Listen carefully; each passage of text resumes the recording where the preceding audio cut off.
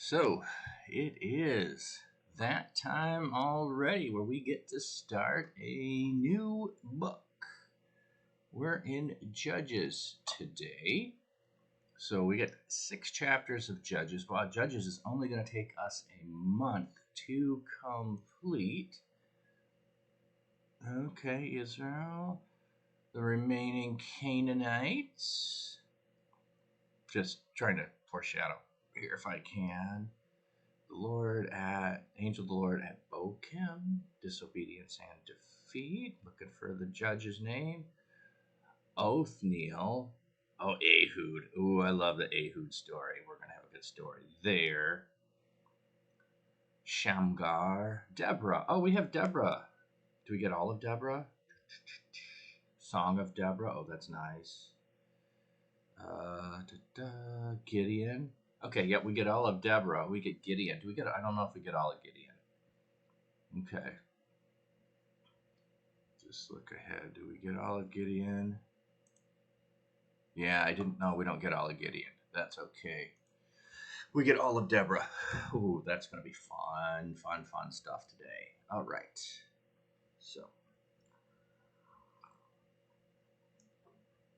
back up to the beginning. Oh, I just realized I didn't have this on the screen for you. That's all right. We'll have it on the screen, and boom, there we go. Judges 1 through 6 this morning. So, wow, that's going to be quite a bit, and it's going to be some good stuff. So we've read all about Joshua, which Joshua follows on Moses as a leader. And so it is conquering the land of Canaan. Moses, they were getting out of the promised land, wandering in the desert, and they conquered the lands east of the Jordan River. And now they've moved over into the land with Joshua. Now they're in the land.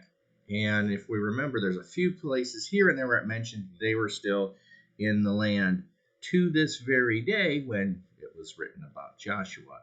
And so now we're going to pick up in Judges right on the heels of Joshua. So after the death of Joshua, the Israelites asked the Lord, who of us is to go up first to fight against the Canaanites? The Lord answered, Judah shall go up. I have given the land into their hands. The men of Judah then said to the Simeonites, their fellow Israelites, come up with us into the territory allotted for us to fight against the Canaanites. We, in turn, will go with you into yours. So the Simeonites went with them. So they asked who should go first, and God says Judah, and Judah turns immediately and asks for Simeon to go with. Not sure that's a good thing, but they say yes, so it's you go with us, we'll go with you, we'll help each other. I'm not saying that's a bad thing, but I'm just saying they just asked God what they should do or who should go first. And then they turn around and do something slightly different than what it seems like was there. So I don't know if this is good or bad. I'm just looking at the history of what they've done and anticipating it could be a not so good thing. When Judah attacked, the Lord gave the Canaanite and the Perizzite into their hand, and they struck down 10,000 men at Bezek. It was there that they found Adoni-Bezek and fought against him, putting it to rout the Canaanites and the Perizzites. Adoni-Bezek fled, but they chased him and caught him and cut off his thumbs and big toes. Then Adoni-Bezek said, 70 kings with their thumbs and big toes cut off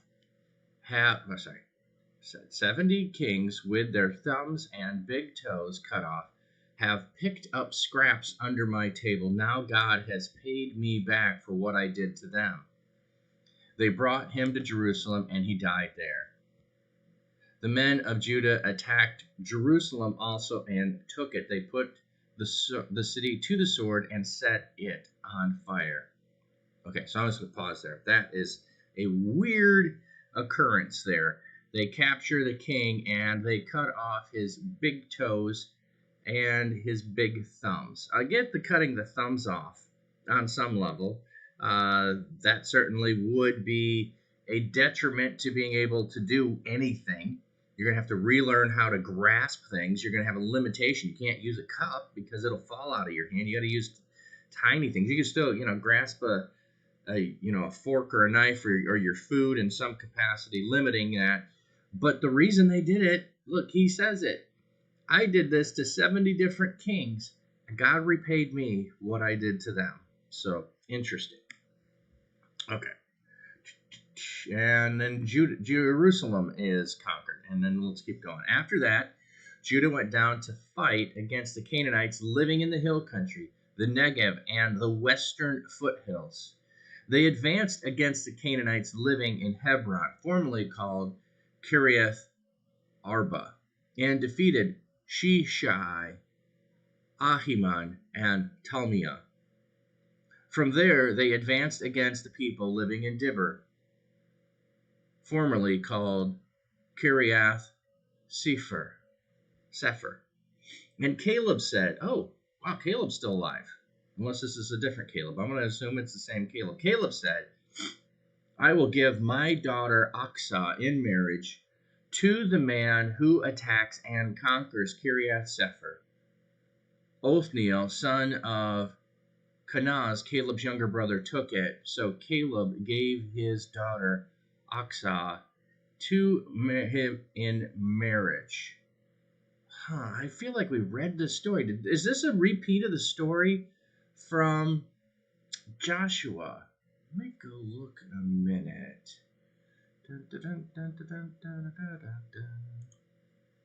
Oh, this will take me a second. So I just trying to remember where we are. Okay, verse 12.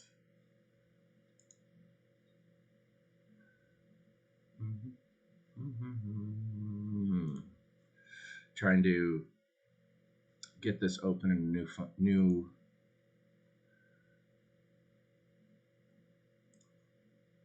window. I'll just do it this way.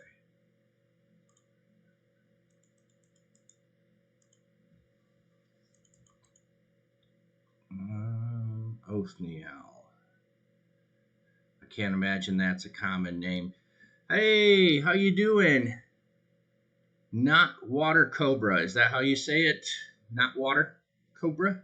2433. Thanks for coming in, friend. I'm just looking something up. I do this occasionally. We're reading through the Bible. We're reading through here in Judges. We've just started Judges, and I came across this story that seems familiar to me, and so I'm trying to go look up real quick here and see if this story, Joshua, son of Caleb, Caleb's brother, took and gave his daughter to Aksah. Yep. I was right. This is the same story. So we read this story in Joshua. Now we're reading the same story here in Judges. So there's a little overlap there. That's cool. I was right. Aha. So, and then Othniel will get mentioned later on in Chronicles. Okay.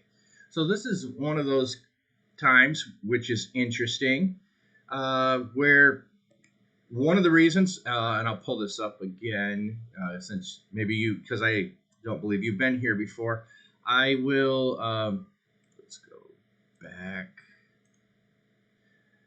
I read through the Bible in a year is the plan, but we're using a different pattern to read through the Bible. So rather than just start in Genesis and just muddle your way from beginning to end, it's set up that each day of the week we read a different style. So on Tuesdays we're reading through history. So we read through Joshua, and now we're reading Judges. But one of the things that I find is when you're reading Genesis and you're reading Job and you're reading Romans different days of the week, you start making connections between those, or Psalms and Job. We made some connections last week there, or Romans and Isaiah, we make connections. So that's the reason for the way I'm doing it. And we just started Judges today, and we got a whole 9 verses in before I was totally distracted and had to go look something up. So, okay, we're back to where we were, got everything in order there. And so now we're going to read the story, which we already looked at in in Joshua, is now repeated here in Judges. So it's not a repeat in the sense of this happened again. It's a repeat in the sense that we're hearing the story again in a different place and time. So there's a little overlap here. So I was surprised. Here's what got me surprised is Caleb was in the story, and I thought, oh well, Caleb and Joshua were together, so wouldn't they have both already be dead when this takes place? No, we still have Caleb here, but we also have this story already told to us before. So we'll pick it up again here. So Caleb said, I will give my daughter Aksah in marriage to the man who attacks and captures Kiriath Sepher. Othniel, son of Kenaz, Caleb's younger brother, took it. So Caleb gave his daughter Aksah to him in marriage. Hey, ukulele worship. We're just getting into Judges. Welcome in, friend. One day, when she came to Othniel, she urged him to ask her father for a field. When she got off her donkey, Caleb asked her, What can I do for you? She replied, Do me a special favor, since you have given me land in the Negev. Give me also springs of water. So Caleb gave her the upper and lower springs. So this is the same story we read in Joshua. Interesting.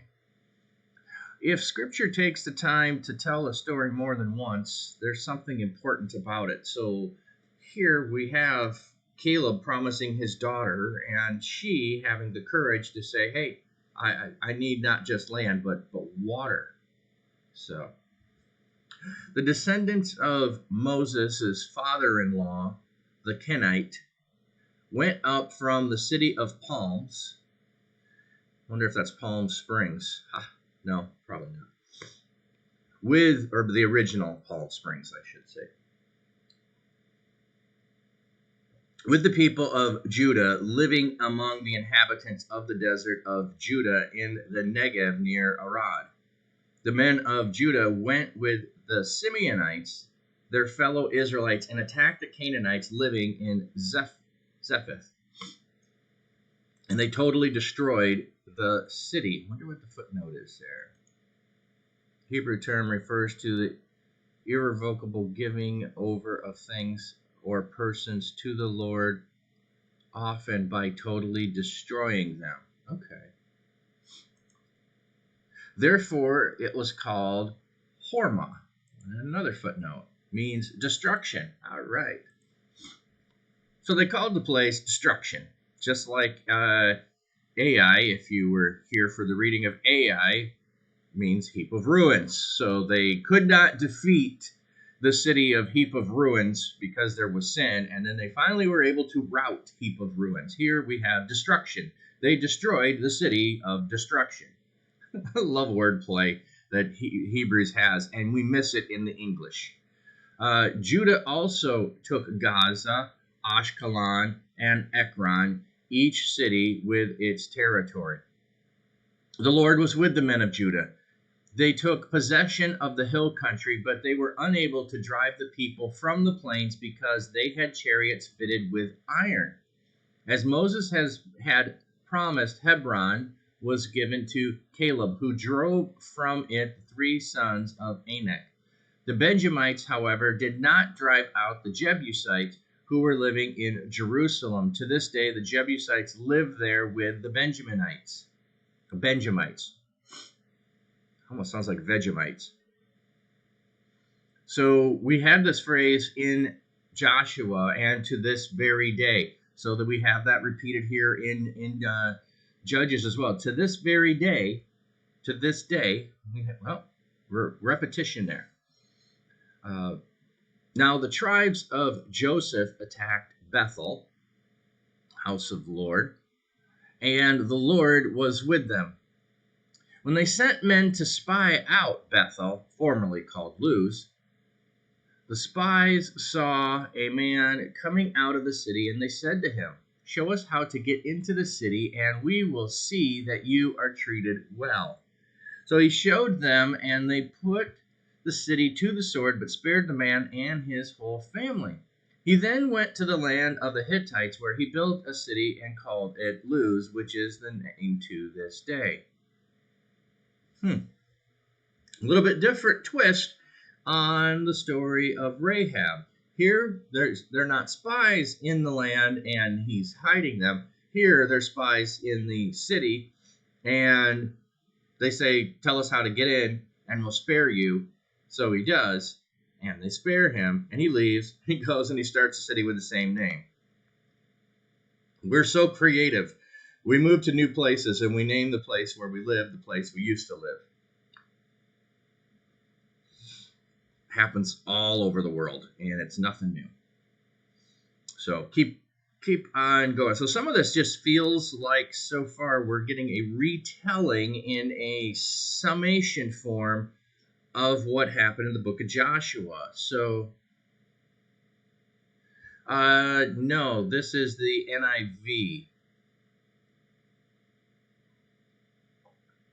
Here, I'll go up to the top. I'm using Bible Gateway, and you can select the version, and it has all kinds of versions that you can choose from. I use the NIV as it is a readable and understandable English version. I don't choose it because it's the most literal translation. Everyone of the Bibles makes their decisions on what they want to emphasize or give importance to. And since I am on Twitch reading, I'm using one that people will hopefully easily understand, but I'm not going with the most modern, which would be maybe the Message, as it sometimes is more intent on conveying idea for idea. And so if, for instance, you were translating a Bible for people that lived on an island in the middle of the ocean and they've never seen snow, do you translate things white as snow, or do you change it so it would be something they would know and understand, white as coral? So all that to say, I'm using the NIV. You need to hear the Bible right now. Well, that's wonderful. I'm glad you're here. Oh, yeah, Bible Gateway is easy to use on a phone to listen to the Bible. Oh, very nice. Yeah, if you're listening to the Bible, that's great. There's lots of places you can do that. There's also the Bible app. I think they have that as well. If not, the Bible app has a lot of reading plans too that you can choose from. So anyway, what we have going on seems to be a recap of stuff we already read in Joshua. But if you're going to start the book of Judges, they're laying the foundation of where people are at, so that there's a reminder here. So no, Bible IS is an app. Okay. Yeah, there's lots of options out there, and Bible apps and electronic versions are great ways to get them into countries where shipping or a paper Bible would be possibly confiscated. So, well, we'll continue. We're with Manasseh now, and let's see what they do. But Manasseh did not drive out the people of Bethshah or Taanach or Dor or Ibleam or Megiddo and their surrounding settlements, for the Canaanites were determined to live in that land. Megiddo might sound familiar. You might know the name Ar Megiddo. Ar means mountain, and Megiddo is the location. I don't know what Megiddo means off the top of my head, but yeah, Armageddon is Ar Megiddo put together as one word and transliterated, so it's taken into English as one word instead of two, which would be the mountain of Megiddo. So there's a future battle that the Revelation talks about. So when Israel became strong, they pressed the Canaanites into forced labor, but never drove them out completely. Nor did Ephraim drive out the Canaanites living in Gezer, but the Canaanites continued to live there among them.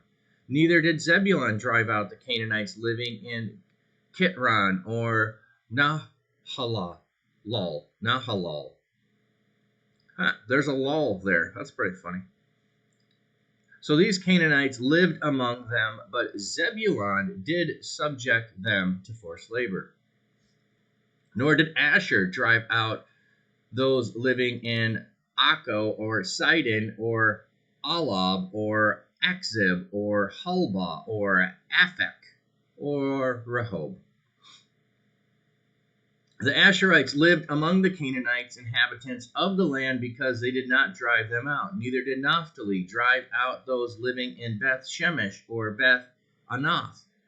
But the Naphtalites too lived among the Canaanite inhabitants in the land, and those living in Beth Shemesh and Beth Anath became forced laborers for them. The Amorites confined the Danites to the hill country, not allowing them to come down into the plain. And the Amorites were determined also to hold out in Mount Heres, Aijalon, and Sha'albim.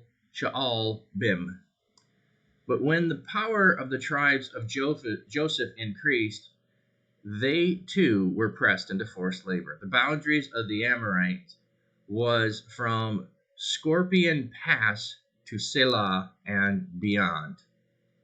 Okay, so in some ways what we have going on here is going through all of the conquest of the land, but recounting the places where they did not actually root out every inhabitant and kill them. And one of the things that people perceive is that, oh, well, it said they totally destroyed them all. Well, here we have a list of all that didn't get destroyed. So how could they totally destroy them all if they didn't totally destroy them all? It's using language of hyperbole. If we have, the Super Bowl is coming up, and if the score is 50-0 at the end, it will be a total annihilation of the other team. They will use that language of a complete blowout, a shutout, whatever language you want. That's going to be language of total destruction and devastation. And someone who doesn't know might ask the question, well, how many died? 0. I don't anticipate any deaths, and yet I anticipate if that happened, we would use that language. We could talk about it being a bloodbath. Without there actually being dead. It's language to describe total victory. It doesn't necessarily always equate to meaning literally everyone who was there died. So if it did, then why would there be warnings ahead of time to not intermarry with the people you're supposed to totally destroy? Because if you totally destroyed them, there could be no chance of intermarriage. So there's our recap of the conquest of the land and the places that didn't get conquered. So now we'll keep going.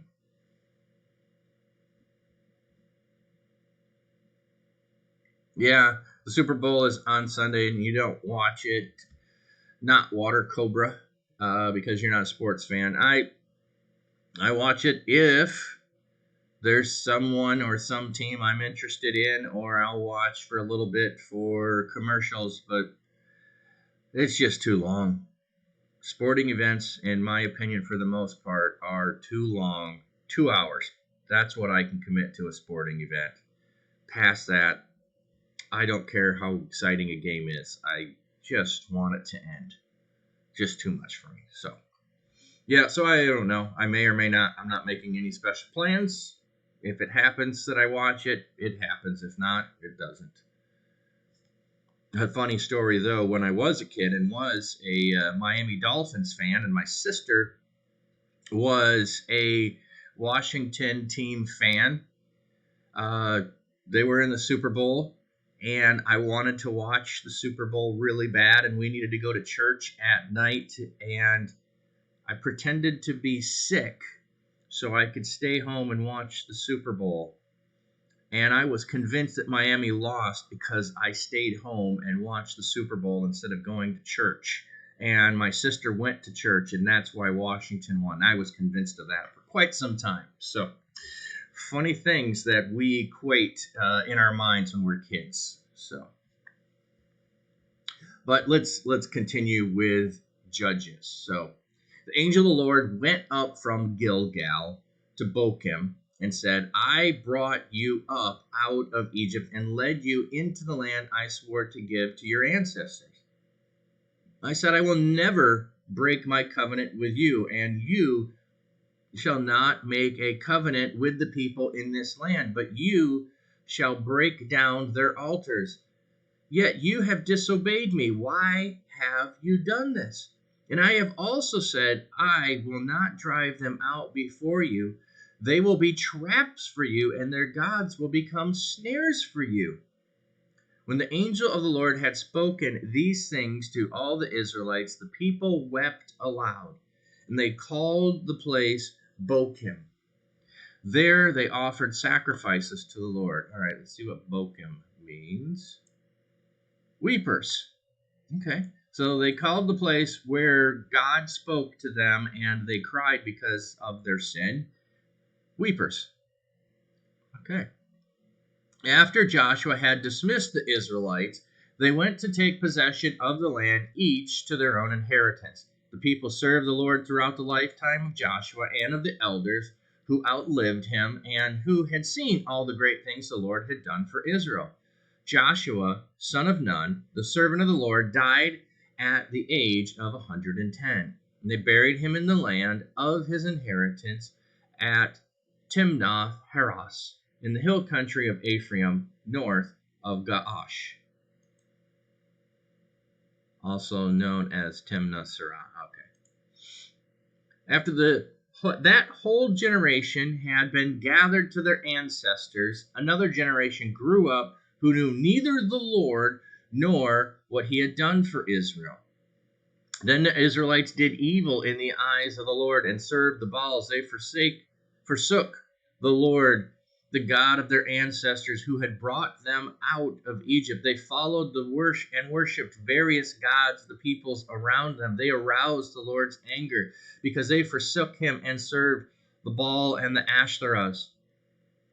In his anger against Israel, the Lord gave them into the hands of raiders who plundered them. He sold them into the hands of their enemies all around, whom they were no longer able to resist. When Israel went out to fight, the hand of the Lord was against them to defeat them. But as he had sworn to them, they were in great distress. Then the Lord raised up judges or leaders. So just saying it could be translated as leader. I'd go look it up in a lexicon before I'd translate it as leader. I think that's just there as a footnote to help people who don't know more about what a judge is just to say, oh, this was the leader of the time. But there's some significance in calling them judges. But who saved them out of the hands of the raiders. Yet they would not listen to their judges, but prostituted themselves to other gods and worshipped them. They quickly turned from the ways of their ancestors who had been obedient to the Lord's commands. Whenever the Lord raised up a judge for them, he was with the judge and saved them out of the hands of their enemies as long as the judge lived. For the Lord relented because of their groaning under those who oppressed and afflicted them. But when the judge died, the people returned to the ways even more corrupt than those of their ancestors, following other gods and serving and worshiping them. They refused to give up their evil practices and stubborn ways. So this is really an introduction to the book and telling you what's going to happen as we go forward.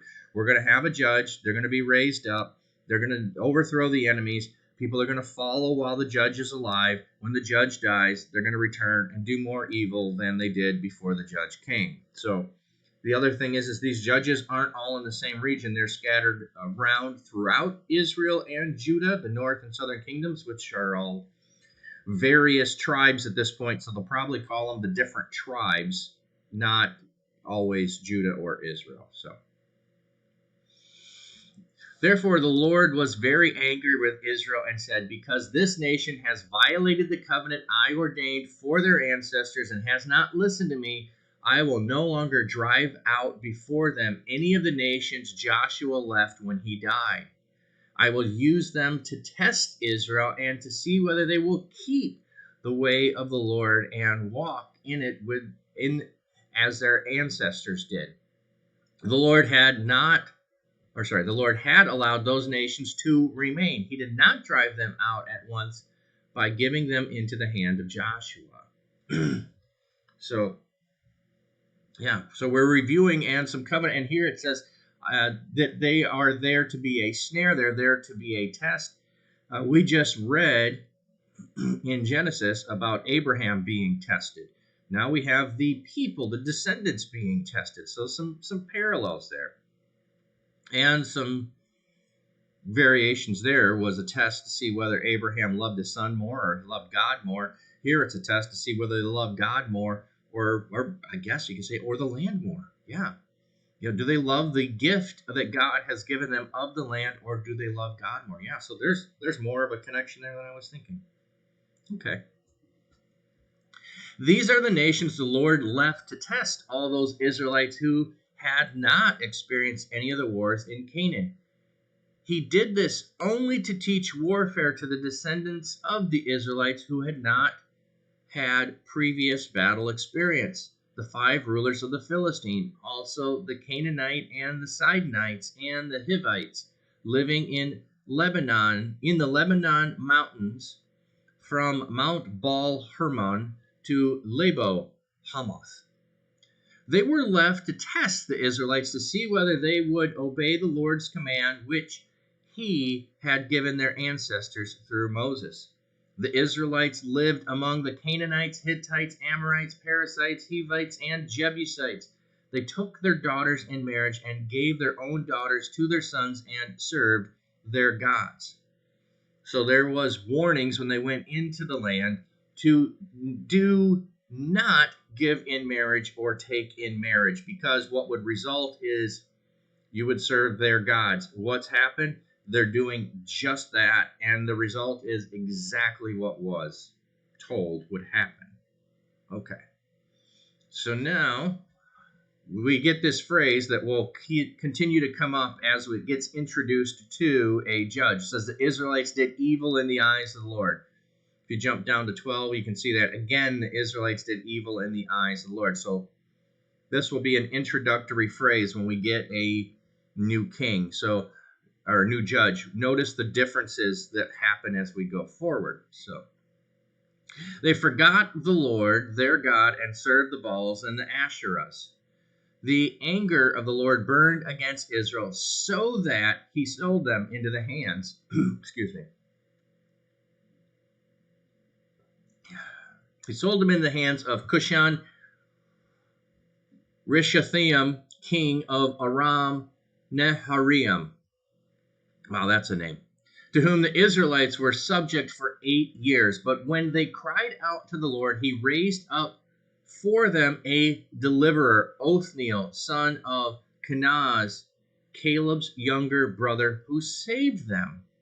The Spirit of the Lord came on him so that he became Israel's judge and went to war. The Lord gave Cush Rishathaim, king of Aram, into the hands of Othniel, who overpowered him. So the land had peace for 40 years until Othniel, son of Kenaz, died. Okay, so that's the reason there was the section at the beginning of retelling the Caleb promising his daughter in marriage was because Othniel is the first judge they're going to mention. So they went back and did a recap of that, then a recap of all of who wasn't conquered, then the relationship between God and the promises of God, so that we could then get the foreshadowing of this is what the book is all going to be about, is people not doing. And then we get Othniel after God does what he says he's going to do, give them into the hands of their enemies. The enemies take, and Othniel is the first judge. He's raised up, he conquers, he redeems them back. They follow God while Othniel is still alive. And then they return to their evil ways. So, not a whole long story. However, there's a connection there from the previous book of Joshua. So, pretty cool. So, again, the Israelites did evil in the eyes of the Lord. And because they did this evil, the Lord gave Eglon, king of Moab, power over Israel. Getting the Ammonites and the Amalekites to join him, Eglon came and attacked Israel and took possession of the city of palms. The Israelites were subject to Eglon, king of Moab, for 18 years. Again, the Israelites cried out to the Lord, and he gave them a deliverer, Ehud, a left-handed man, the son of Gera, the Benjamite. Notice they make a point of saying he's left-handed. There's something unique and different about him. The Israelites sent him with tribute to Eglon, king of Moab. Now, Ehud had made a double-edged sword about a cubit long, which he strapped to his right thigh under his clothing. Okay, so is this going to tell us a cubit is about 18 inches. So it depends on what cubit you use.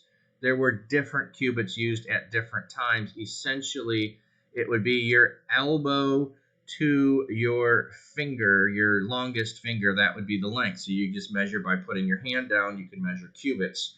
So it could vary. When you get standardized, there's, I think, a couple of different versions of it. They're using the one that's 18 inches here. So he has an 18-inch long double-edged sword. He straps it to his thigh.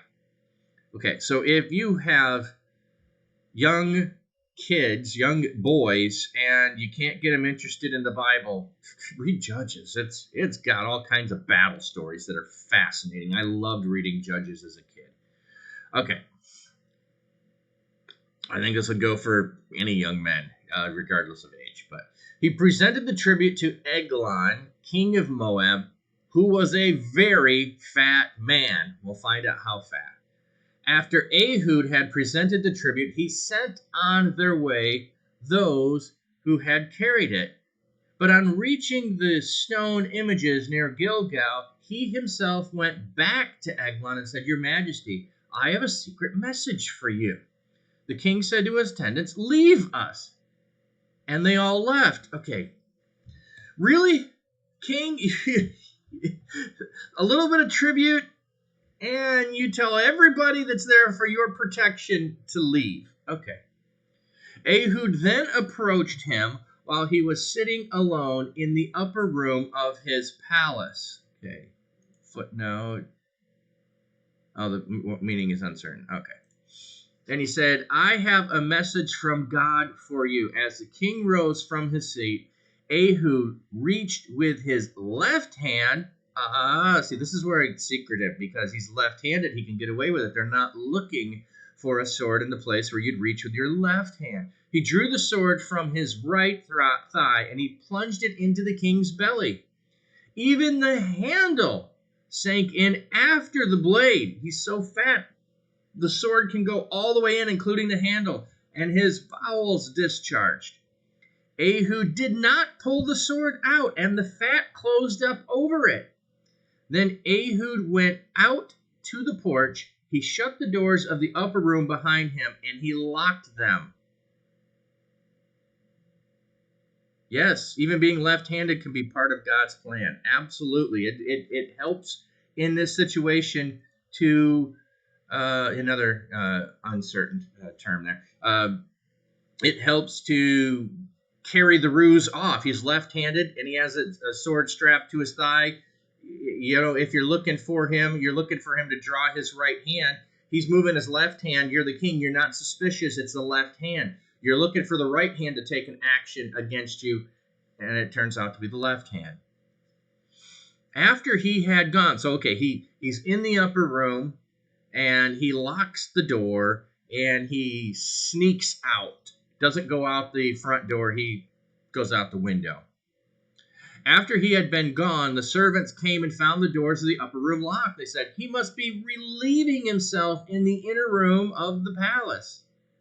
They waited to the point of embarrassment, but when he did not open the doors of the room, they took a key and unlocked them.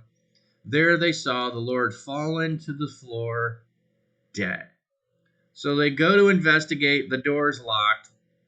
I don't know if they remember that he was in there alone with Ehud, or if he wasn't in there alone with Ehud.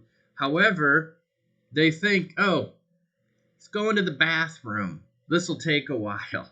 Now it's becoming embarrassing. He's been in there a long time. Maybe he's struggling. We should go see if he needs help. So they get the key. They go in. Oh, no, he's dead. While they waited, Ehud got away. He passed by the stone images and escaped to Seirah. When he arrived there, he blew a trumpet in the hill country of Ephraim, and the Israelites went down with him from the hills, with him leading them. Follow me, he ordered, for the Lord has given Moab, your enemy, into your hands. So they followed him down and took possession of the fjords of the Jordan that led to Moab. They allowed no one to cross over. At that time, they struck down about 10,000 Moabites, all vigorous and strong. Not one escaped. That day, Moab was subject to Israel, and the land had peace for 80 years. So, I love the story of Ehud. It's just filled with intrigue. Go, you bring tribute, you leave, you come back, you say, hey, I got a secret for you, King. King says, okay, I'll get rid of everybody, and it's just you and I. And the left-handed man, Sinister is often what the left hand is called in languages. It's called the sinister hand. He takes the sinister hand and he delivers a sinister blow to the fat man whose belly closes up over the sword that was thrust into him. He sneaks out the window. They don't find him dead for a while because they think he's using the bathroom. I mean, you want a young boy to enjoy reading scripture, give this story to him. So,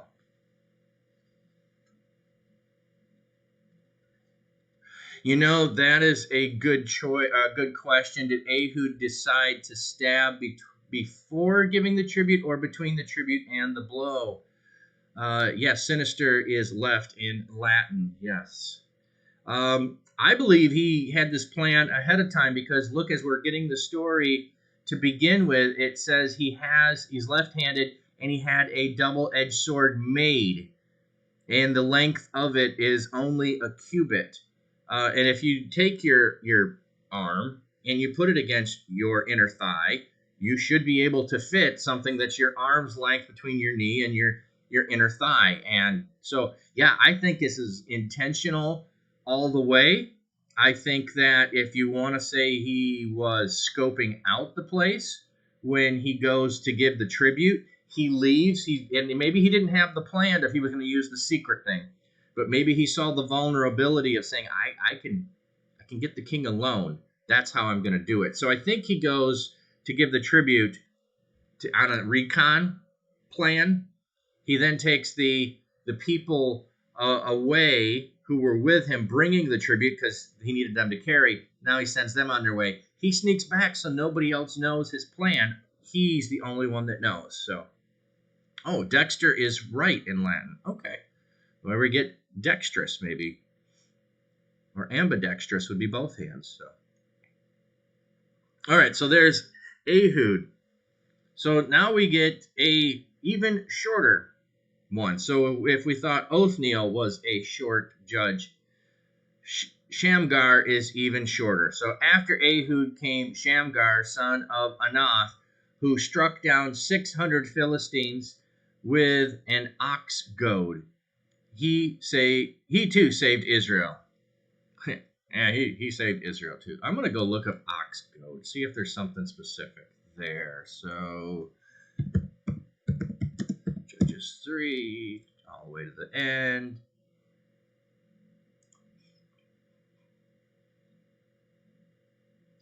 Interesting. In English here, it's put ox goad together as one word. Here in the Hebrew, it's two separate words. Okay, so what? Did I get the wrong word? No. Okay, literally ox, herd, oxen, cattle, herd. Okay, well, the ox is clear. Ox goad.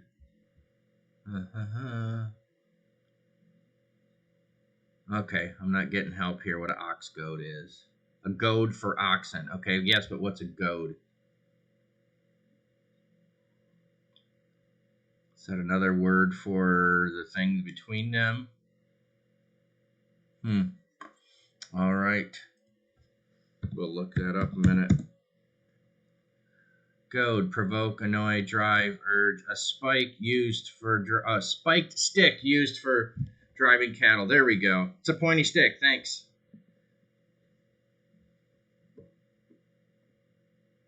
Yeah, encourage only. It's a switch for here a spiked stick for driving cattle. So an ox goad. So cattle prod.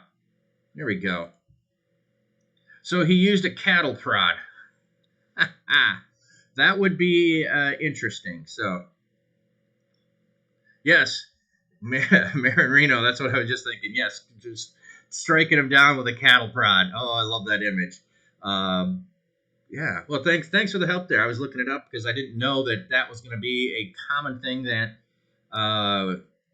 would be a phrase used commonly enough that people would know. Yeah, goad in English is like encourage, but negatively. Yeah. So driving them out. All right. So now we get to Deborah.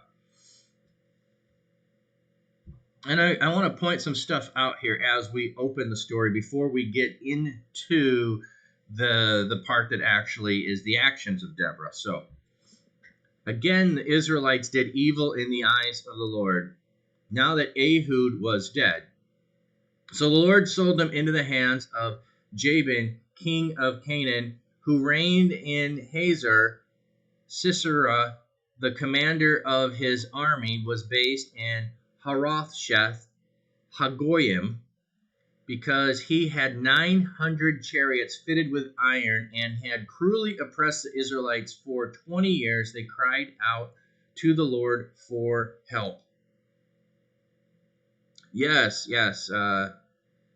I've been here. I'm reminded of Jesus talking to Paul about kicking against the goads. Yeah, I that's what I had in mind too, and going, I don't remember what that meant. So we all fell to the ground and heard a voice saying to me in Aramaic, Saul, Saul, why do you persecute me? It is hard for you to kick against the goads. Yeah, so think about that. A cow trying to kick against the stick that's prodding them, or against the cattle prod. You can't hit it.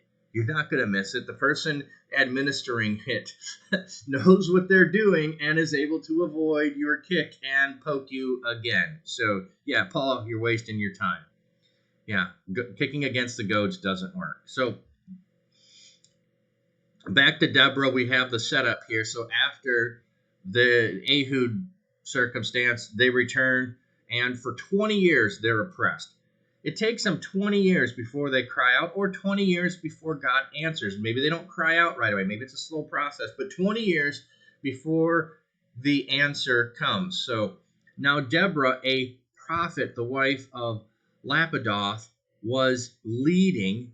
Here it should say judging, and I think they made an intentional choice to change it to leading to make Deborah look distinct and different. It is the exact same word that's used.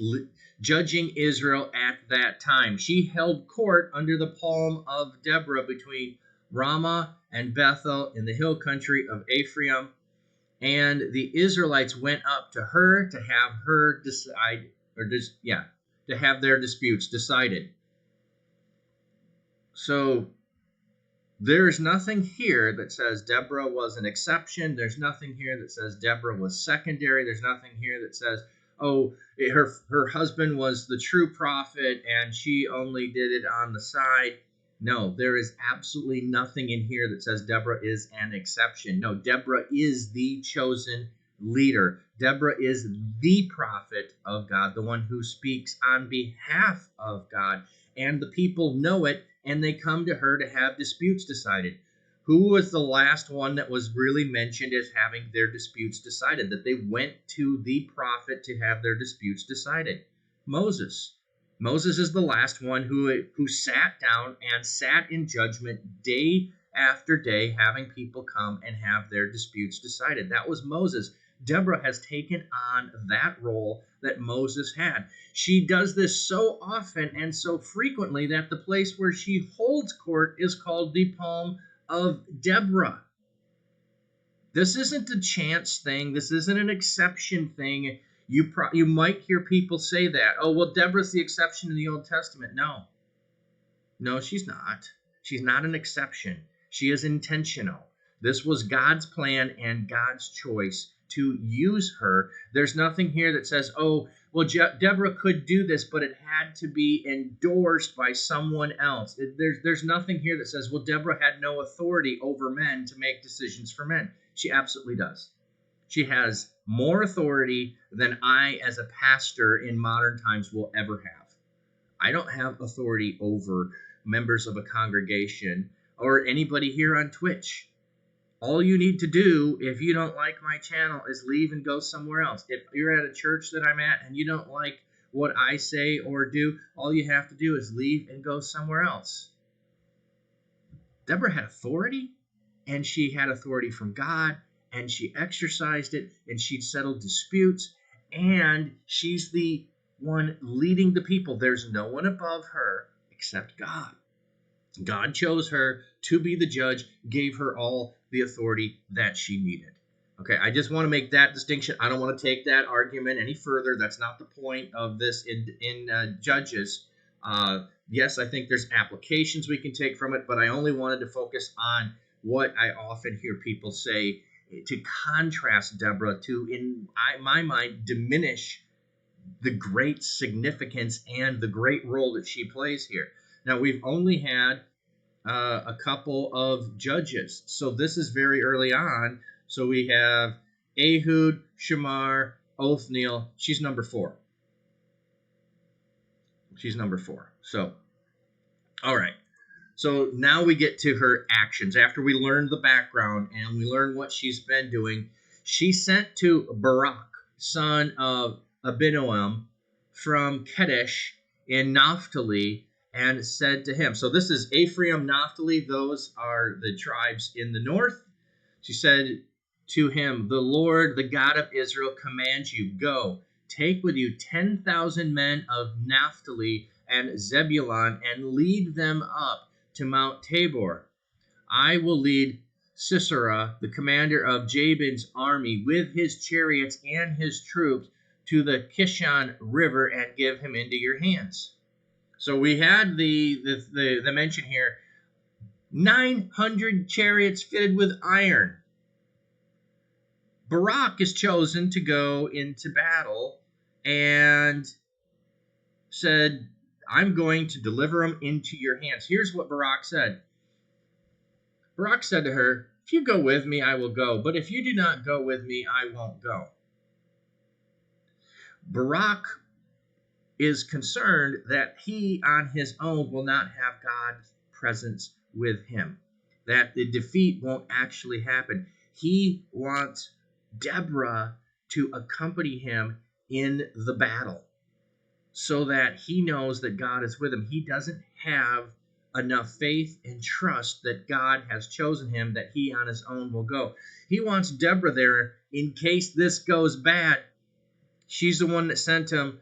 She's going to get a punishment and results of a bad outcome as well. So, certainly I will go with you, said Deborah, but because of the course you have taken, the honor will not be yours, for the Lord will deliver Sisera into the hands of a woman.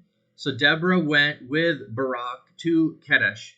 Then Barak summoned Zebulun and Naphtali, and 10,000 men went up under his command. Deborah also went with him. Here's I think why people often say, oh, well, this was secondary, because it says the honor will not be yours. The Lord will deliver Sisera into the hands of a woman. This is why Deborah is there. It's the she secondarily gets the honor. No, Deborah doesn't get the honor. We'll keep reading. Deborah's not the one that kills Sisera. That's Jael. And if you don't know that name, we'll get to Jael in a little bit. So I think we misinterpret this phrase and apply it to Deborah. This phrase is stated by her against Barak, not about herself. It is about Jael, who we'll see in a minute. But notice this. He was instructed to take 10,000 men to go against 900 chariots. So that's 110 men per single chariot. I think you might be able to defeat a few chariots if you have 110 to 1 odds. Now, obviously, there probably were other people in the army besides the chariots. However, that would be the focus. So Deborah does go up, and let's keep reading. Now, Heber the Kenait had left the other Kenites, the descendants of Hobab, Moses' brother-in-law, and pitched his tent by the great tree of Zaanannim. Wow, Zaanannim. Yeah, near Kadesh. If you hadn't noticed this, as we go through, trees are repeatedly mentioned in Genesis. They were repeatedly mentioned in Joshua. They're repeatedly mentioned here in the Judges. Now, these trees aren't going to last forever, but trees are significant in various different ways. Trees represent life. So they're going to places where there are trees. Trees give you shade. They also are potential water sources. So when they told Sisera that Barak, son of Abinoam, had gone up to Mount Tabor, Sisera summoned Haroshath Hagoyim to the Kishon River, all his men and his 900 chariots fitted with iron. Then Deborah said to Barak, "Go, this is the day the Lord has given Sisera into your hands. Has not the Lord gone ahead of you?" So Barak went down Mount Tabor with 10,000 men following him. At Barak's advance, the Lord routed Sisera and all his chariots and army by the sword, and Sisera got down from his chariot and fled on foot. Barak pursued the chariots and army as far as Harosheth Hagoyim, and all Sisera's troops fell by the sword. Not a man was left. Sisera, meanwhile, fled on foot to the tent of Jael, the wife of Heber the Kenait, because there was an alliance between Jabin, king of Hazor, and the family of Heber the Kenait.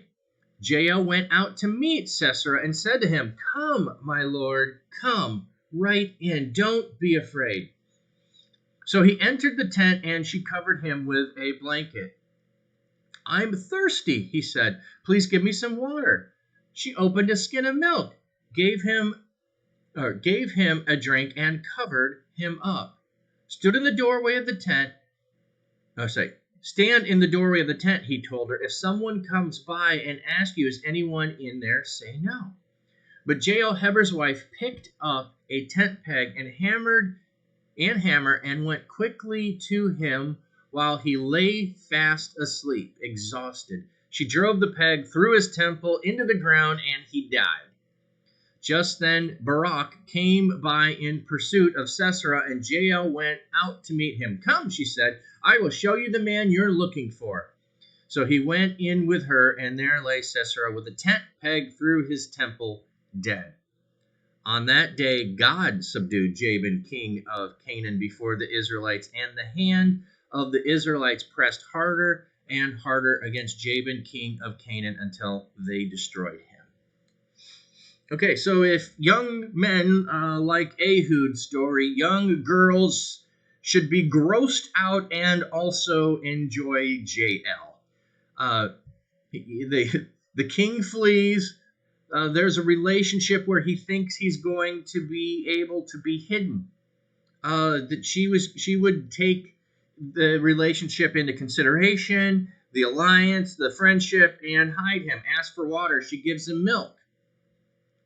Now, I don't know if this is warm milk or not, but people often drink warm milk to help put them to sleep. I think that was her intent. She gave him warm milk to help put him fast to sleep.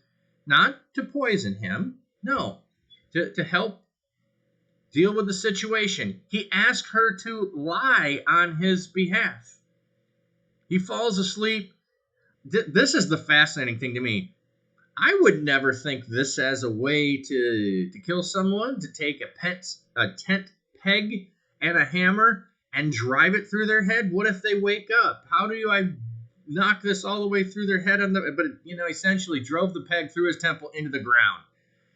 Yeah, that's either one mighty blow or several mighty blows.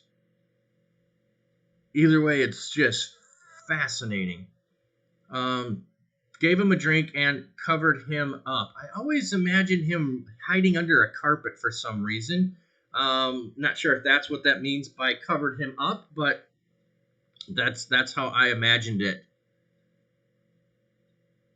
This is the Marin Reno. This is the story that convinces me to never go camping or ever have to sleep in a tent. You tell stories at camping around the fire, ghost stories. Nah, this is worse than a ghost story. This is a real story. Yeah, that'll scare a few people before they go to bed. So, just as Deborah had said, the honor of the defeat of the king will not be yours. No, that's going to go to someone else. And it went to Jael. So, now we have the song of Deborah. There are several people who have songs throughout Scripture. There's a song of Moses, a song of Miriam. There's a song of Mary. There's people who have songs. I wanted to say there's a few more, but I don't want to say they have a song and then I'm wrong. So those are the ones I'm confident of. So this is a song of Deborah. On that day, Deborah and Barak, son of Abinoam, sang this song. When the princes in Israel take the lead, when the people willingly offer themselves, praise the Lord. Hear this, you kings, listen, you rulers. Even I, will sing to the Lord. I will praise the Lord, the God of Israel, in song. When you, Lord, went out from Seir, when you marched from the land of Edom, the earth shook, the heavens poured, the clouds poured down water, the mountains quaked before the Lord, the one of Sinai, before the Lord, the God of Israel. In the days of Shamgar, son of Anath, in the days of Jael, the highways were abandoned. Travelers took to winding paths. Villagers in Israel would not fight. They held back until I, Deborah, arose, until I arose, a mother in Israel. God chose new leaders. When war came to the city gates, but not a shield or spear was seen among 40,000 in Israel. My heart is with Israel's princes, with the willing volunteers among the people. Praise the Lord. You who rode on white donkeys, sitting on your saddle blankets, and you who walked along the road, consider the voice of the singers at the watering places. They recite the victories of the Lord, the victories of his villagers in Israel. Then the people of the Lord went down to the city gate. Wake up, Deborah, wake up, break out in song. Arise, Barak, take captives, your captive, son of Abinoam. The remnant of the nobles came down, the people of the Lord came down to me against the mighty. Some came from Ephraim, whose roots were in Amalek. Benjamin was with the people who followed you. From Machir captains came down from Zebulun, those who bear a commander's staff. The princes of Issachar were with Deborah. Yes, Issachar was with Barak. Set under his command into the valley in the districts of Reuben, there was much searching of heart. Why did you stay among the sheep pens to hear the whistling for the flocks? In the districts of Reuben, there was much searching of heart. Gilead stayed beyond the Jordan, and Dan, why did he linger by the ships? Asher remained on the coast and stayed in his coves. The people of Zebulun risked their very lives. So did Naphtali on the terraced fields. Okay, so we're getting a little bit of dissing of the tribes that didn't show up, or they had to get persuaded to come.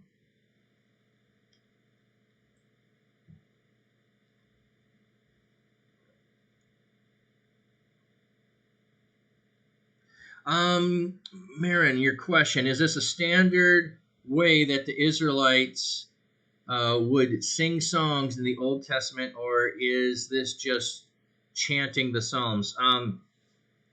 What you have is people who would do this. You would have, this is like a victory song after a battle. So you do have kind of an idea of how this plays out in 2 Samuel, I want to say. I can't remember. No, 1 Samuel.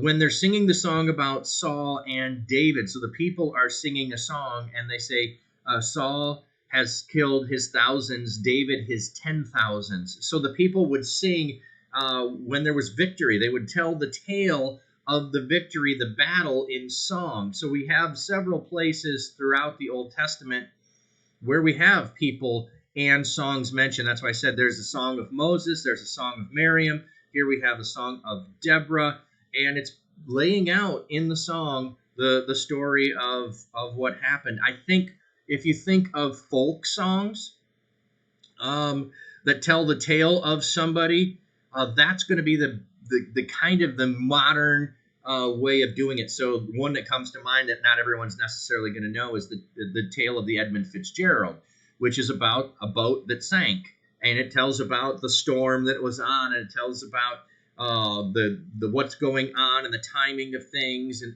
stuff like that. Or you've got other the ballad of Jed Clampett, not quite the same thing, but yeah. So think of it as like a folk song in some ways, where it's telling the tale of what happened. So yeah, in ukulele says, we know they had harp-like instruments, lyres, guitar-like, drums, tambourines. They certainly had the capacity to do something more melodic and exciting than chant. Yeah, yes. Yeah, good point. I wasn't answering the part about chanting psalms. No, and as we're going through psalms, I often am trying to take the time, and it will have instructions. One of them we looked at said for the pipes. Another one said for the stringed instrument. There are actually some that when it says the stringed instrument, they think it's something potentially different than the harp and the lyre that could be the ancestor of the banjo. I find that fascinating because I think the banjo is one of the coolest instruments out there. So maybe it was more of a banjo type of instrument where you would have had a sheep or a goat skin and then strung, which is what a banjo does, which there's not a lot of other instruments that do that. So the banjolele, yes, it could have been the banjolele. That's what it was. So good question there. I'm trying to give a rhythm to it as I'm reading through it to give it more of that feel of a song, but I can't sing it, and I don't know what tune to sing it to. But we're getting really, this is the battle song to tell the tale of what happened. So bluegrass began in ancient Israel. I'm not saying it didn't, but I'm not saying it did either. I think we may have already covered it in Genesis, where it mentions the person who invented the first musical instrument. That would have been a couple weeks ago. But go back and look up that word there. I'm not going to do it now. We'll be here for too long if I go and look up too many more things. Okay, so I paused in the middle of our song, and look, this song just keeps going. So I mentioned this before, that the importance of the pronouncements in Isaiah of the destruction that people were going to get, and the specific details, the longer that it was put, that the description was, the more evil they were, and the more justice needed to be accounted for. So when you had shorter ones, they didn't do as much. When you have longer ones, they did longer amounts. Oh, don't worry about the tangent. I do that myself easily, so that's fine. But here, look at how long the Song of Deborah is. We're probably only halfway. We're 18 verses in, and just the detail of what's happening, of all of it. We didn't get half of this in the story above, of Reuben didn't want to show up. What? All I read was, call these two tribes and have them come. Why are all of these other tribes being mentioned? They either participated or they didn't. Maybe they didn't show up right away, but in the whole scheme of the battle of things, they're weaved into the song. So Dan, why did he linger by the ships? Asher remained on the coast. Those weren't mentioned in the parts above. They're in the song, though. So we get more details in this song than we actually got in the telling of the story in the first place. I find that fascinating. So that's not usually the case. Songs usually tend to be shorter, but look at all of these verses. There's no chorus, but I'm just saying all these verses that are going through. So let's keep going. Kings came, they fought. The kings of Canaan fought at Ta'anak by the waters of Megiddo. They took no plunder of silver. From the heavens the stars fought. From their courses they fought against Sisera. The river Kishon swept them away. The age-old river, the river Kishon. March on, my soul, be strong. Then thundered the horses, hooves, galloping, galloping, go his mighty steeds. Curse Meroz, said the angel of the Lord, curse its people bitterly, because they did not come to help the Lord against the mighty. Most blessed of women is Jael, the wife of Heber the Kenait. Most blessed of tent-dwelling women. He asked for water, she gave him milk. In a bowl fit for nobles, she brought him curdled milk, cheese.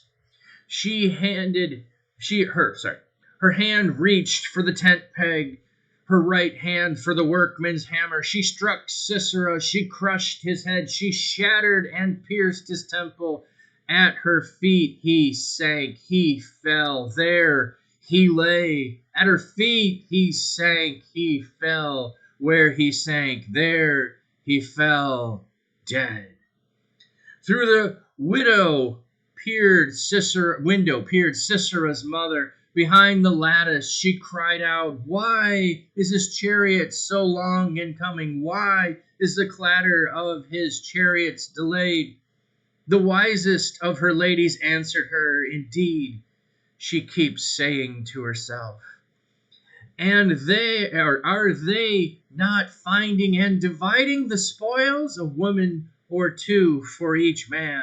Colored garments as plundered for Sisera. Colored garments embroidered, highly embroidered garments for my neck. All this as plunder.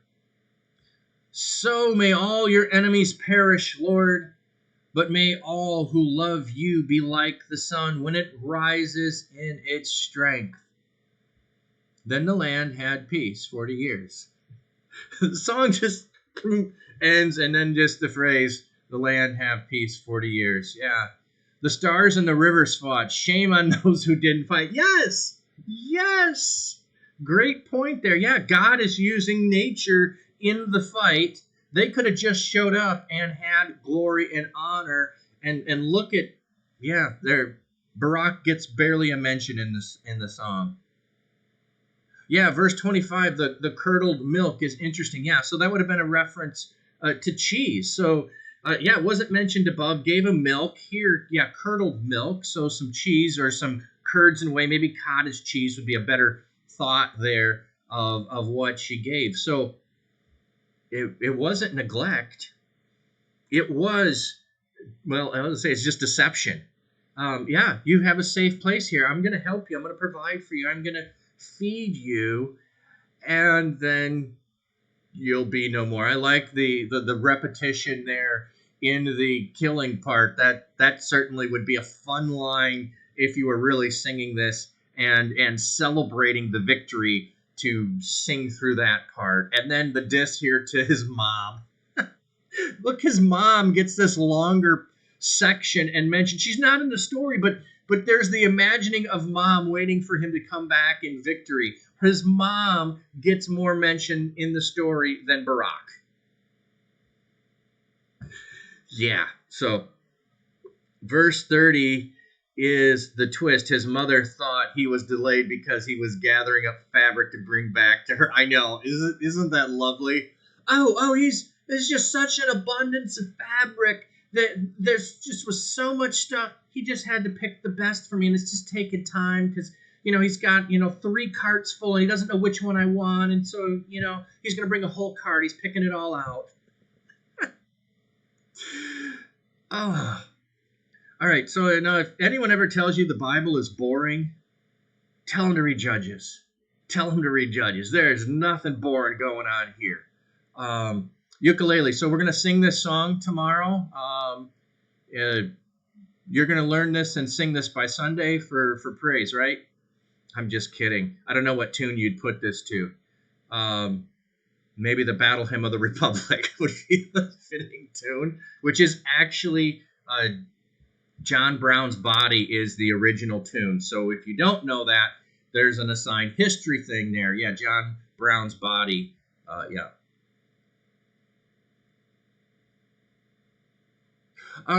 No, I don't think that your question. Yeah, I mean here. Wait, didn't it mean that the guy asked for water and she gave him spoiled milk instead? No, I don't think so. Let me go look that up. In C shanty tune. Oh, I like that idea. Which verse was the Kurds? The Kurds. 25, wasn't it? Yeah, Kurds. Curdled milk. So which one are we at? I should just look that up. We're in 5.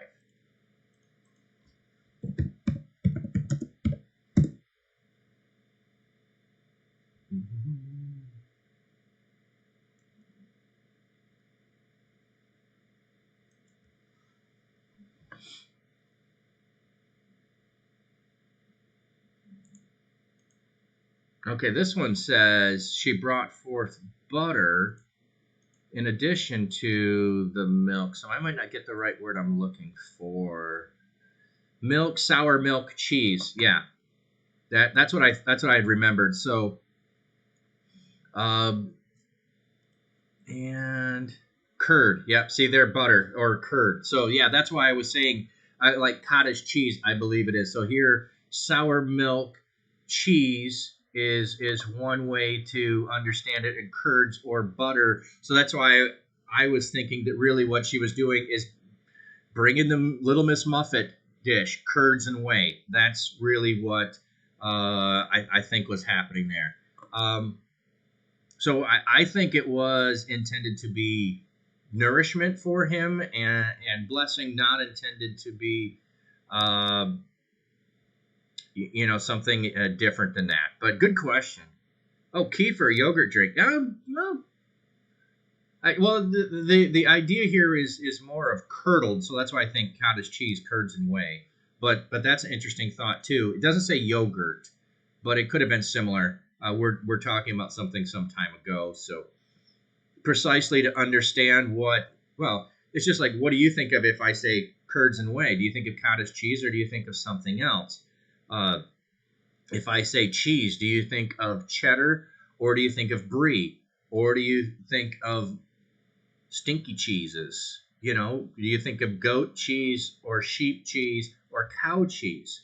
So there's lots of possibilities within there of what it actually could have been. So not saying you're not right but I think in the context that he accepts it as a willing gift and then falls asleep makes some sense. But But maybe you're right. Maybe there's more in there. I'd have to go look at what commentaries say instead of just looking at word choice.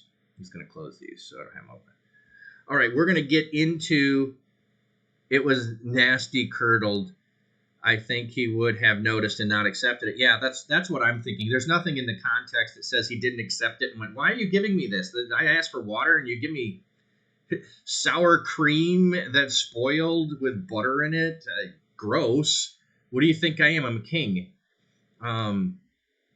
So anyway, enough thoughts on that. I think that's a good question. A good observation. I appreciate that of asking a question within there and diving into. That's a nice thing of diving into the words at times.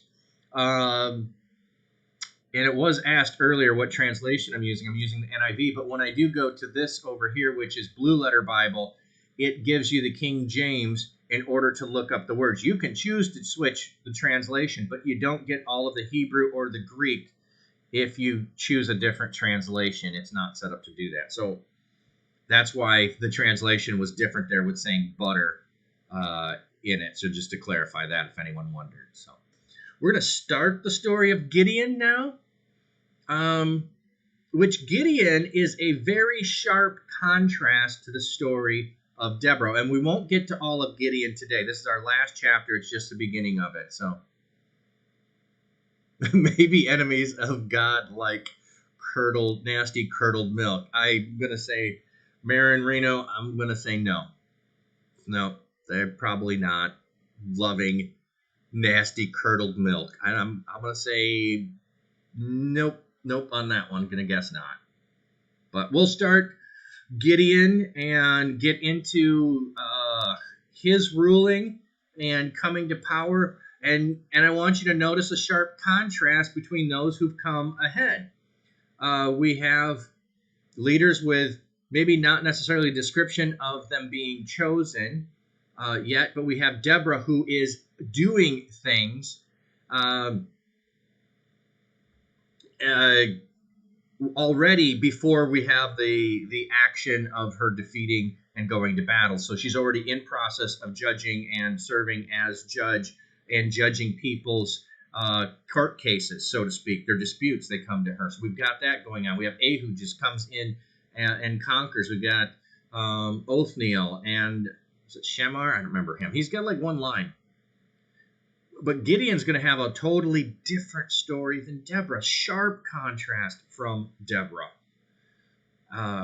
So let's get into that. Sorry, this is all I have. Oh, okay. Wink.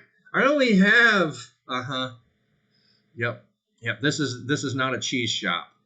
If you know that reference, we won't go that route though. So we'll get into Gideon's story. So the Israelites did evil in the eyes of the Lord. Remember, I told you that was going to be a phrase that will be repeated. And look if there's differences in that.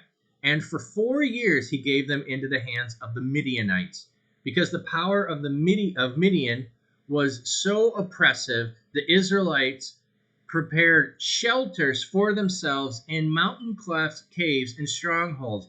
Whenever the Israelites planted their crops, the Midianites, Amalekites, and other eastern peoples invaded the country. They camped on the land and ruined the crops all the way to Gaza and did not spare a living thing for Israel, neither sheep nor cattle nor donkeys.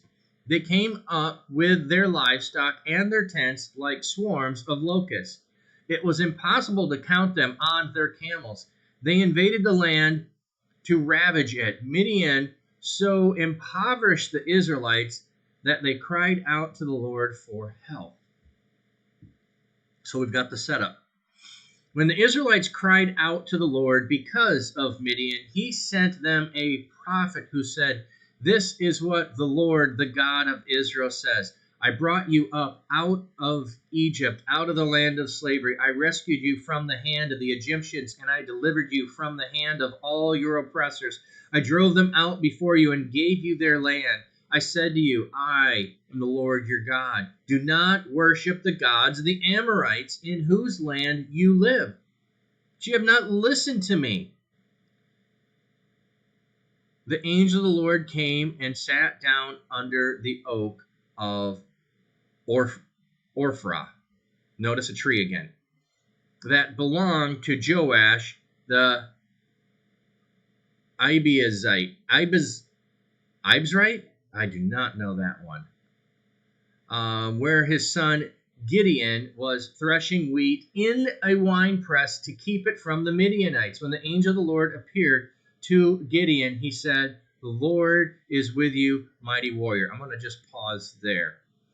So here in verse 8, it says, he sent a prophet to the people when they cried out. This is not Gideon. Sent a prophet. The prophet said, "You done messed up, Aaron. God told you not to follow, not to serve other gods. You're doing it." Yeah, you didn't listen.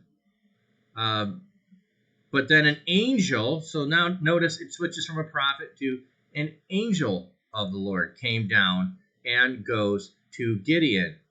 Now notice what he's doing. He is threshing wheat. Sorry, it overlaps. You can't see it when I highlight there.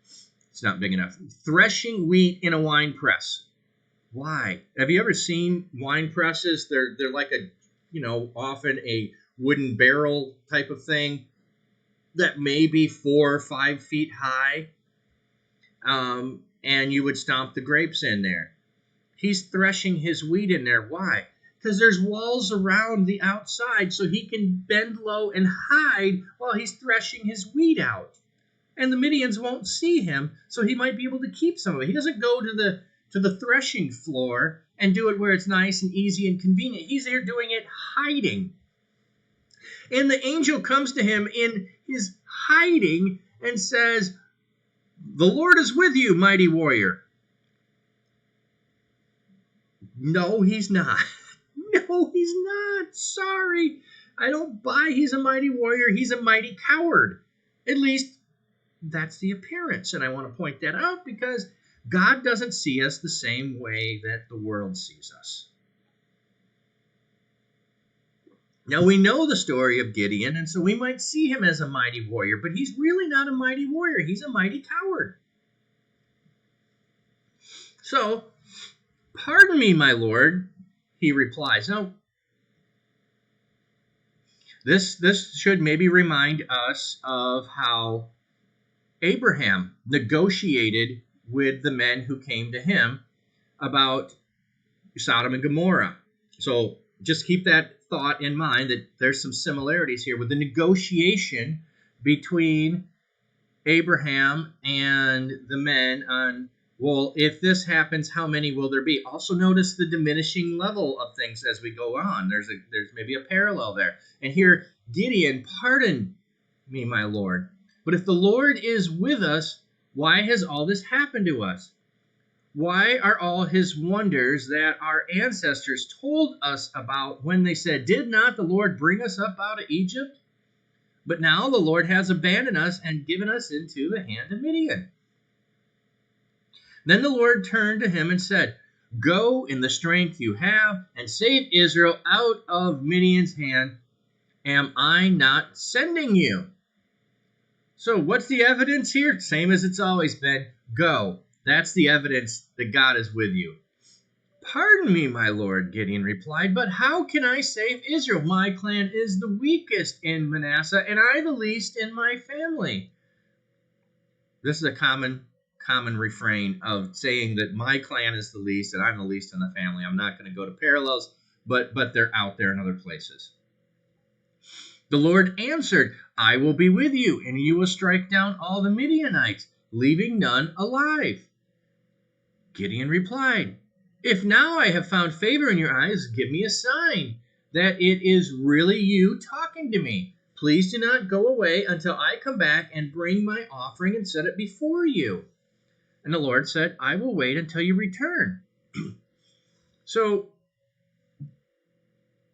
this is a fascinating thing. I'll just pause here. He says, "If I found favor in your sight, give me a sign that's really you talking to me. And please don't go away, because I'm going to bring an offering." So he in the same moment, he says, "I want a sign that it's you." He's going and preparing an offering. "I want a sign that it's God." but I'm going to give an offering to God.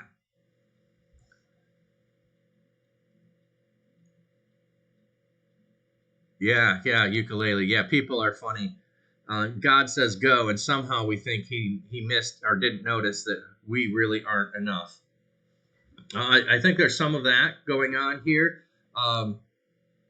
But there's also, I was going to point that out again. If I found favor in your sight, give me a sign. It's really you talking to me, and wait while I go get an offering. These things don't seem parallel. They seem opposite in some way. So Gideon went inside, prepared a young goat, and from an ephah of flour he made bread without yeast, unleavened bread and a goat. Putting the meal in a basket, young goat, which would be a lamb. A goat or sheep, a young is still a lamb. So he brought a lamb and unleavened bread. Sound like Passover maybe? Putting the meal in a basket and its broth in a pot, he brought them out and offered them to him under the oak. The angel of God said to him. See, this also parallels the Abraham story where Abraham rushes to make bread. However, Abraham makes leavened bread, and it takes some time. But here, Gideon goes and rushes to make a meal for the angel. The angel of God said to him, take the meat and the unleavened bread, place them on this rock, and pour out the broth. And Gideon did so. Then the angel of the Lord touched the meat and the unleavened bread with the tip of the staff that was in his hand. Fire flared from the rock, consuming the meat and the bread, and the angel of the Lord disappeared. When Gideon realized that it was the angel of the Lord, he exclaimed, alas, sovereign Lord, I have seen the angel of the Lord face to face. But the Lord said to him, peace, do not be afraid. You are not going to die. Okay, so this is reverse order from what often usually happens. Usually the angel of the Lord shows up when it's mentioned as an angel. In the case of Abraham, it doesn't say angel. It just says three men. But we anticipate and believe that they're angels by what takes place. Here, however, the angel is mentioned as an angel. Gideon isn't afraid until the angel does an act of power that demonstrates and proves him to be an angel.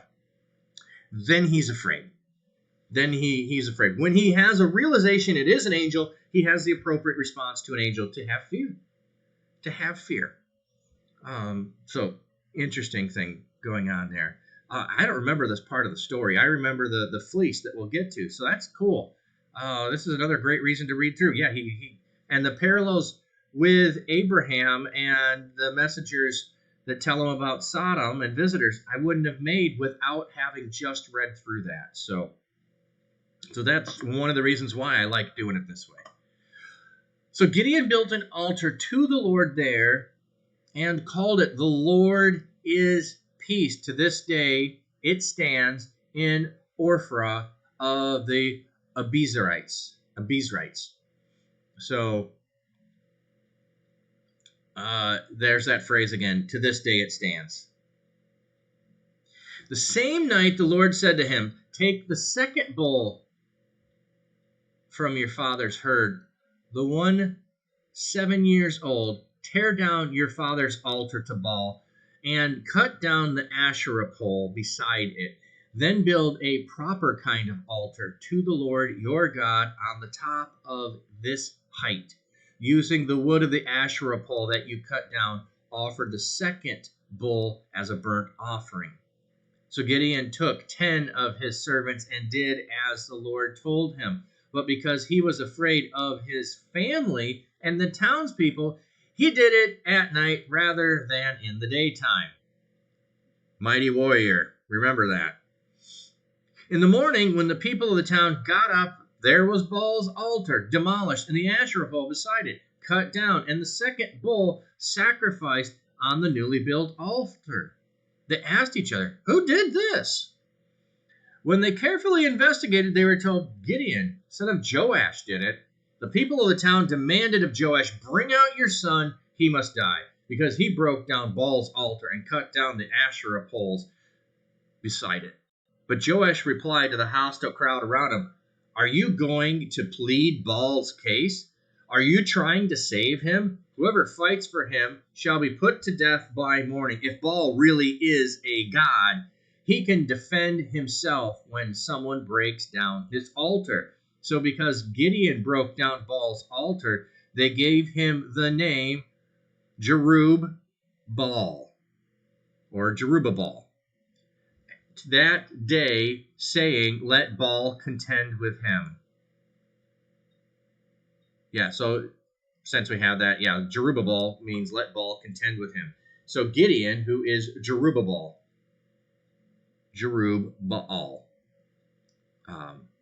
I love Dad. Dad had the idols. Son busts them all up. People are upset, and he says, hey, if Baal is a god, Baal will kill my son. Y'all don't need to do it. Don't need any help from you. Baal's got it covered. He can do the ball breaker. That's funny, ukulele. Yep.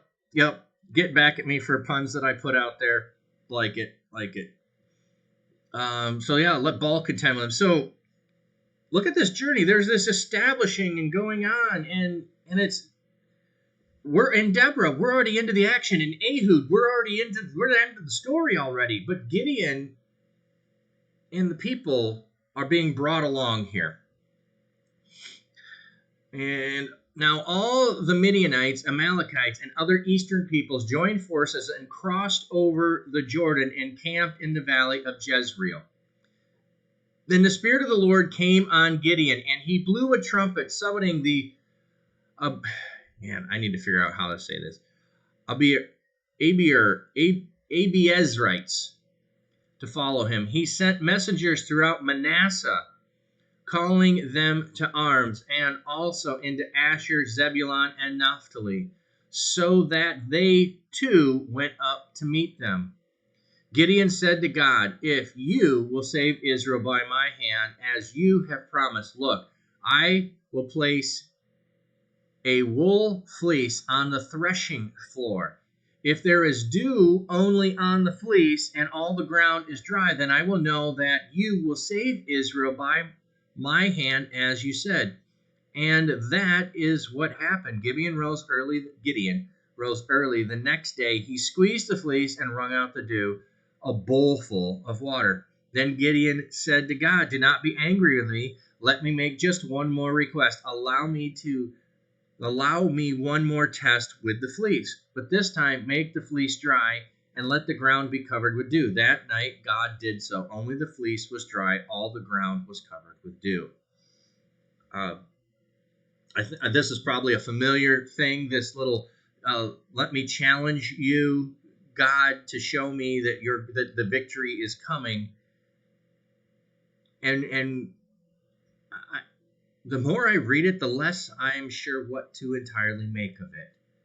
I'm wondering less about, is this Gideon's doubt, and is this Gideon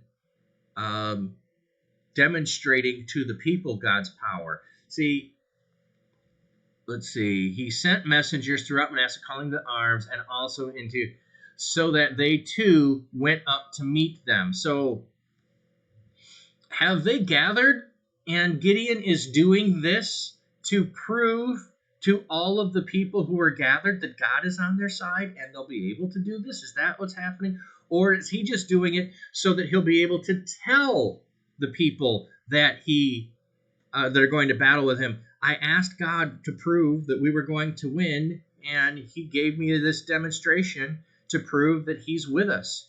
And so now you know he's with us. So I'm wondering more and more if this is Gideon trying to demonstrate what he's already realized to the people, or if this is Gideon having doubt. And I'm more inclined to think it's the first one, that this is Gideon trying to reinforce to others that he's confident in God. Because he already went and tore down the Baal. Nothing happened from Baal.